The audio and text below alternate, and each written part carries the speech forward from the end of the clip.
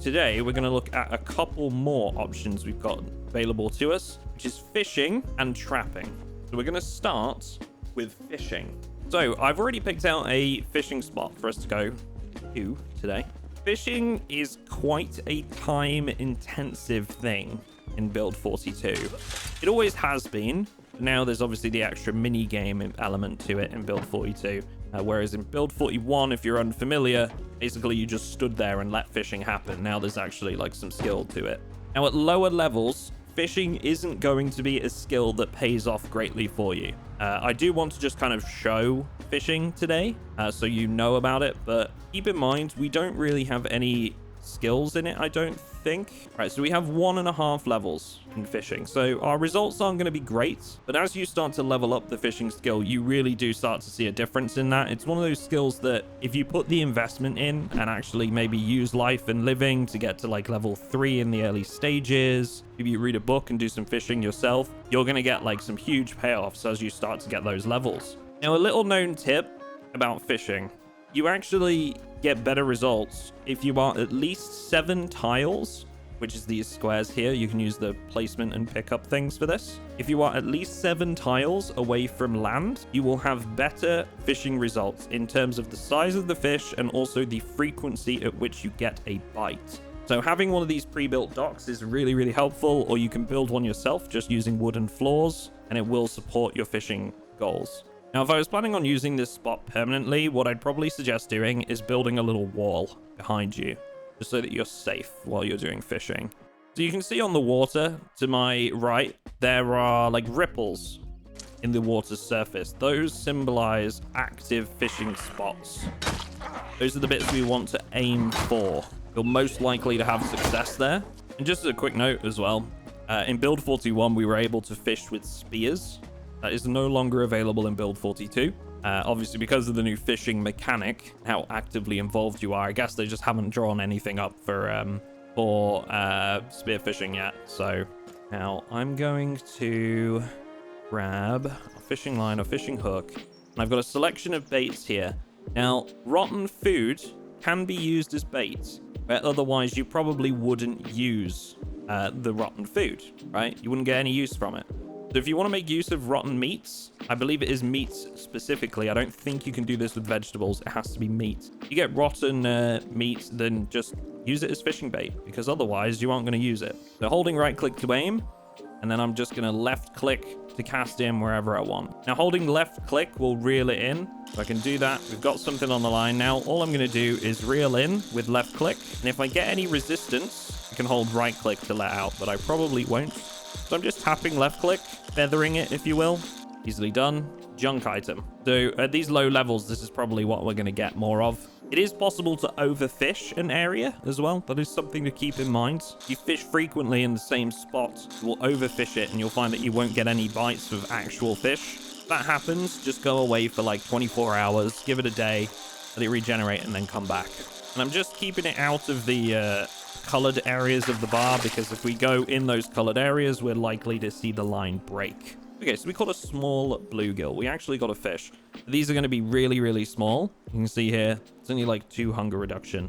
Now that's going to be most of the results you get at this kind of level. So it really is a case of like spending some time leveling your fishing, and then hopefully you can build things up a little bit. The problem with fishing, especially right now, is that it's going to be very time intensive for us. If you haven't got your fuel or your water situation sorted, then I would recommend leaving fishing until you have, because the amount of time this takes, you could be setting up a gas station to give you fuel for when the power goes out, or getting some water sources for when the water mains shut off. Now, another thing to keep in mind about fishing, obviously we haven't been able to replicate this right now, but between the hours of 4 a.m. and 7 a.m., or 6 p.m. to 9 p.m., so dawn or dusk, you will see a 20% better chance of catching fish. And that is confirmed as up to date for Build 42.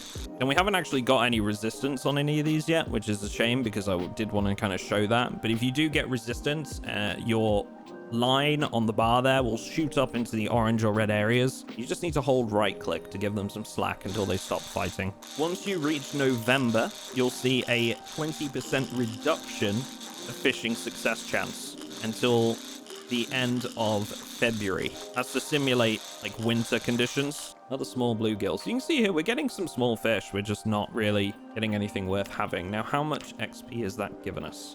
Not a lot. I think we got about 15 XP. And I will say that XP gains directly relates to the size of the fish you catch. So if you catch a bigger fish, you'll gain more XP. So if you can watch that Life and Living show in the early stages, especially if you can find a fishing book beforehand, it's going to set you up better for this. But it is a reliable way of getting food. It just takes a lot of time investment. So now we're going to get back on the road and we're going to go do some trapping.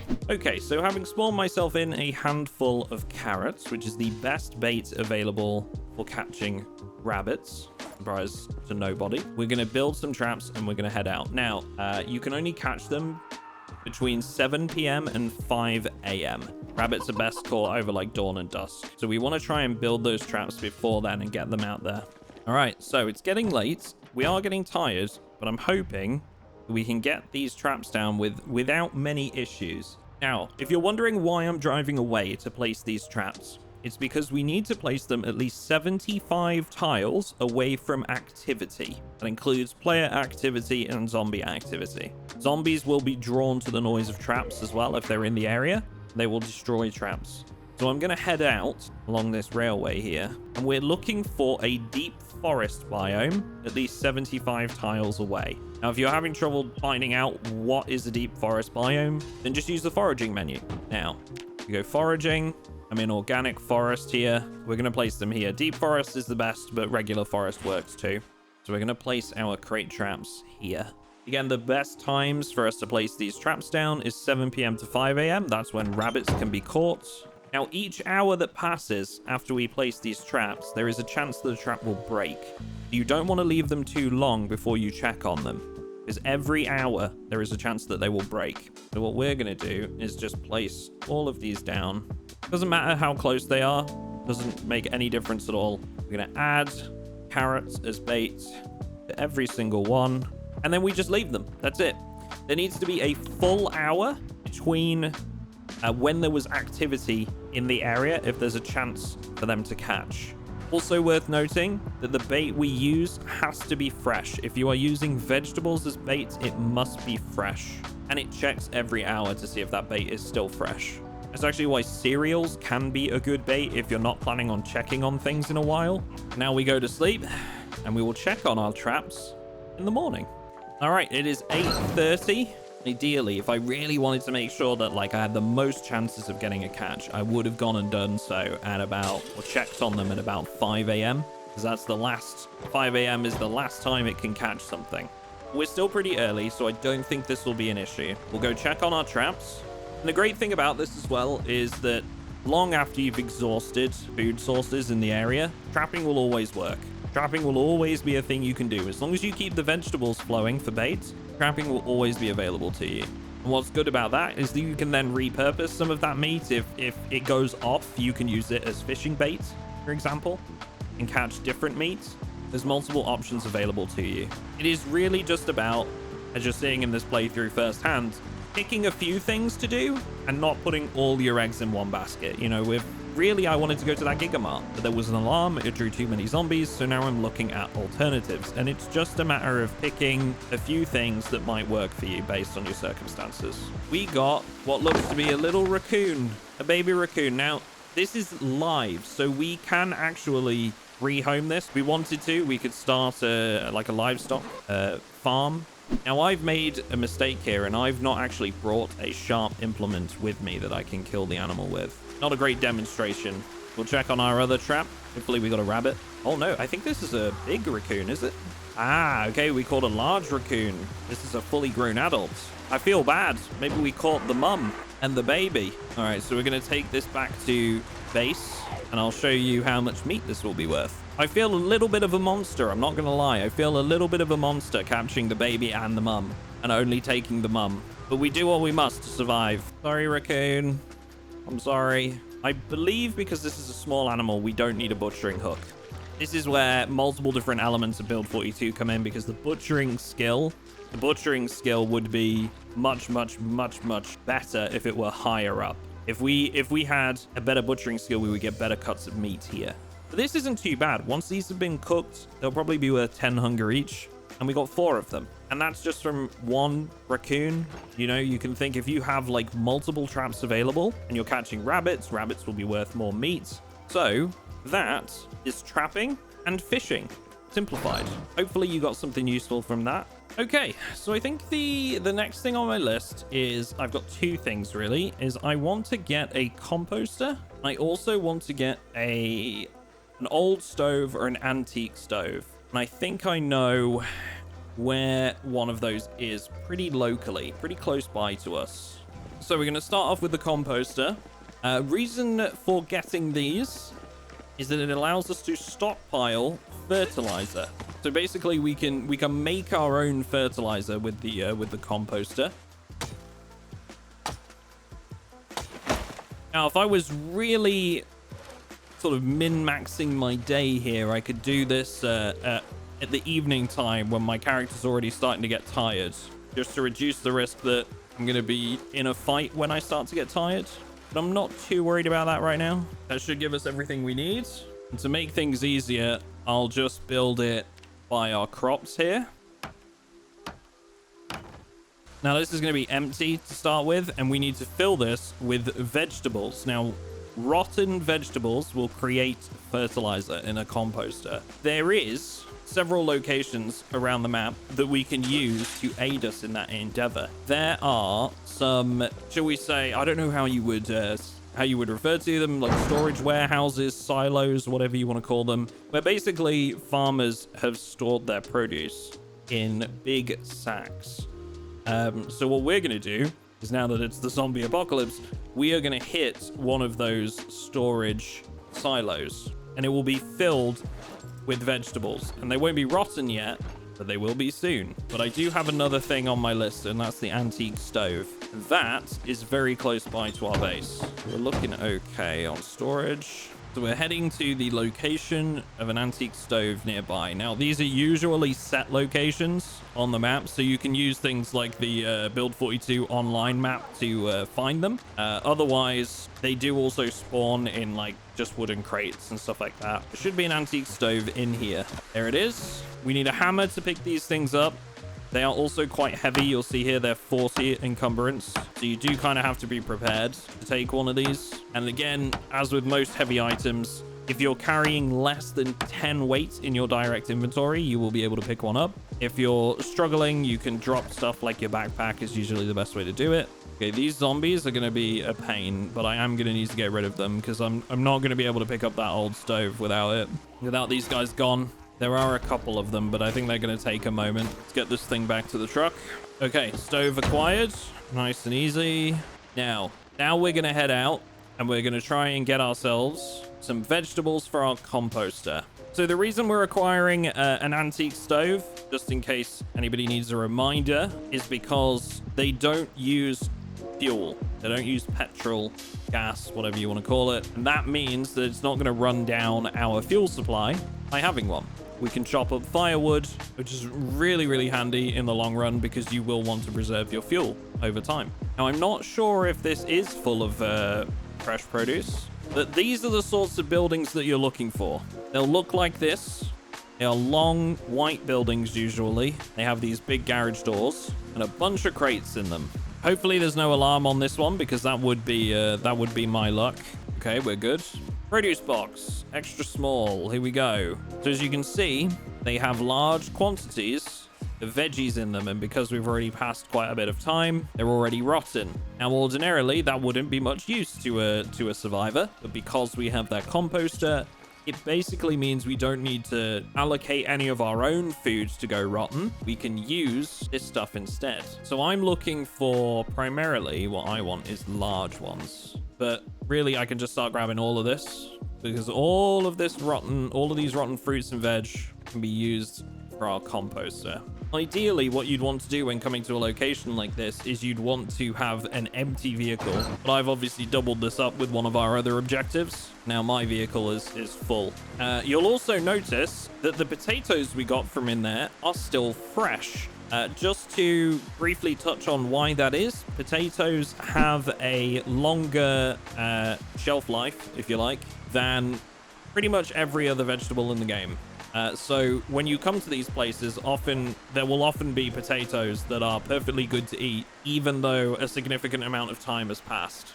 Ooh, large produce box. Okay, lettuce, nice. If you can manage to get to one of these like very early on in the game as well, like if you get lucky enough to, I don't know, find an ice freezer really early on and you get a vehicle very early as well, these places can make for amazing locations to hit early on. Because this food does not spawn rotten, I don't believe. Much of it is fresh when the game starts. It's just because it's in an unrefrigerated environment, it rots very, very quickly. So if you can get here early enough, it can be very beneficial. Okay, I think this is enough. So now we're back to base. We'll go fill up our composter. And once we get back to base as well, I think one other thing that I really want to do is I need to make a chopping block as well so that we can cut some firewood. There was actually a new thing added in build 42, which allows you to cut logs into firewood, and that firewood allows for a longer burn time in your like antique stoves or campfires. Okay, so here we are. We're gonna grab our rotten veggies. Many as I can anyway.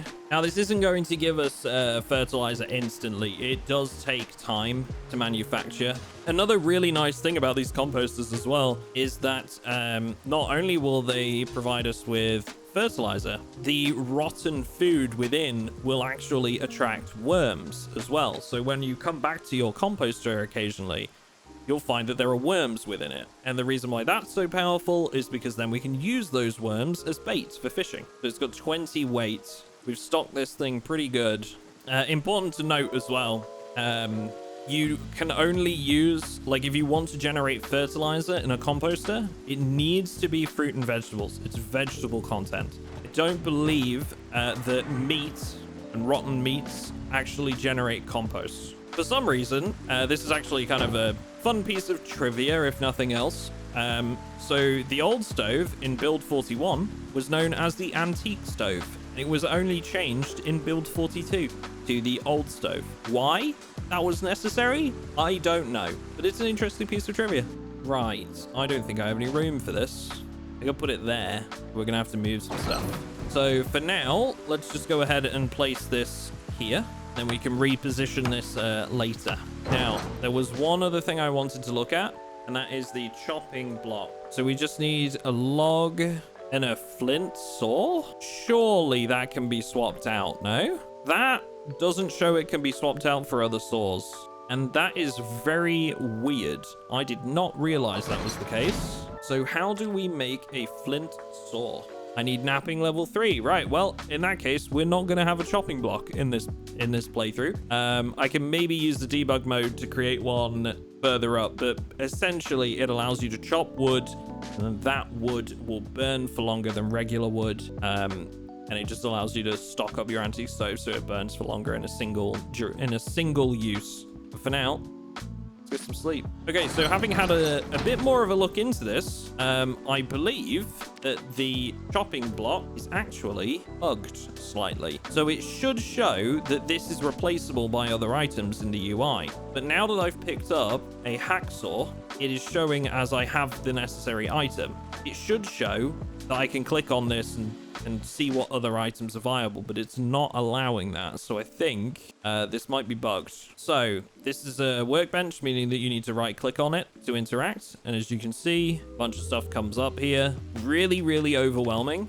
But what we're looking for is firewood. So as you can see, one log gets separated into 6 firewood and wood splinters. I believe the wood splinters can be used as tinder. I think, if I'm not mistaken. But crucially, this firewood will burn longer than anything else. So really, really good workbench to have if you're using an old stove.